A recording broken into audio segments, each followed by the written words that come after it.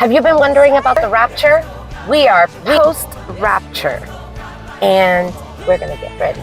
So I want to have a little chat about being post-rapture. I haven't had this much fun on the internet until yesterday. And I heard about the rapture, and I just, that has nothing to do with me, and I let that go. But the videos, I honestly haven't had that much fun on the internet in ever.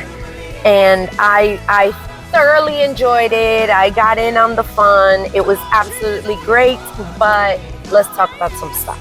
If this is your faith, keep scrolling. You don't even have to care. No, I don't. Just keep scrolling. If that is your faith, and you're like, I'm not here to fight. But I want to tell you my story. I remember one specific and I was trying to figure out how many raptures I've been through, but I remember one. It was here.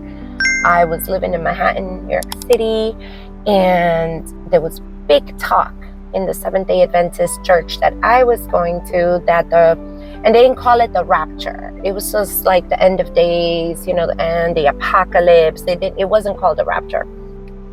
And there was a lot of prayer. There was a lot of jubilation is the way that I can say it. Finally, we're going to be done with this. This earth is so tiring. This is so much pain. And, as a child, I was a little girl.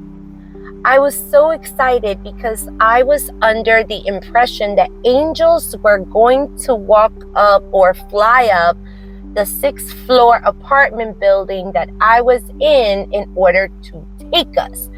And it doesn't help that there was a movie that I saw when I was very young. It was called La Cristiana. And in this movie, maybe I should have used the lighter one. It's too late now. I'm trying to figure this out. I'll do something eventually. And in this movie, the angels come and get the wife because the husband has already gone. The husband is already taken. He's already in whatever place he's supposed to be.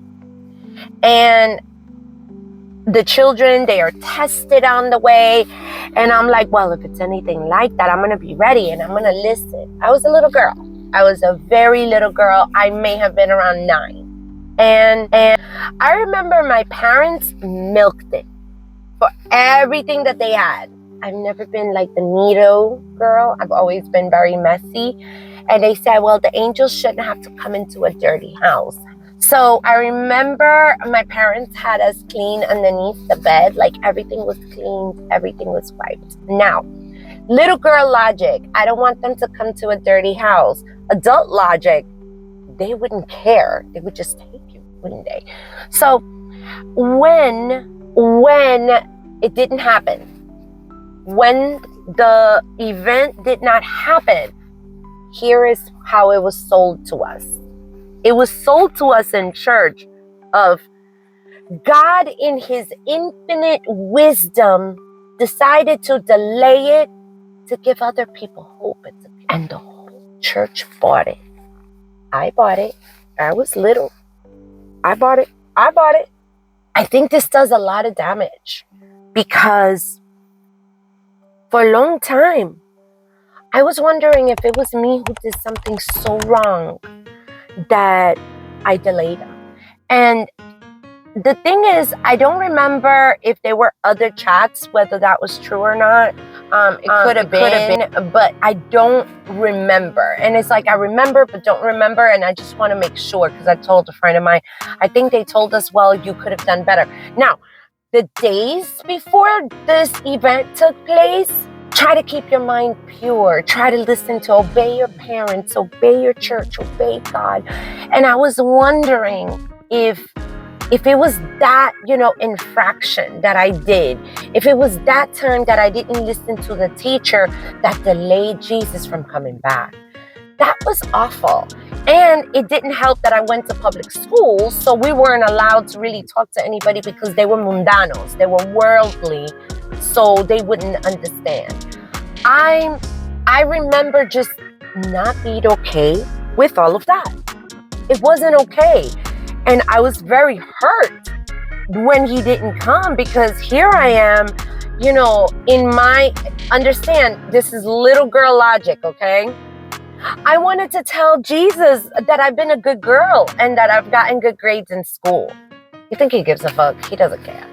If, you know, he was coming, he wouldn't give a shit about that. But, you know, I think the damage that is done and how the church can play it is damaging. I remember being through that. And I forgot to tell you. So my father played it real good. My father, he kept sneaking up to the people. He says, I think I hear something. And we would just be like, oh my God, like I couldn't explain to you the elation and scared and anxious and excited and elated, like all like, oh my God, is it? No, it was not. And he would walk away because we had a hallway to the people.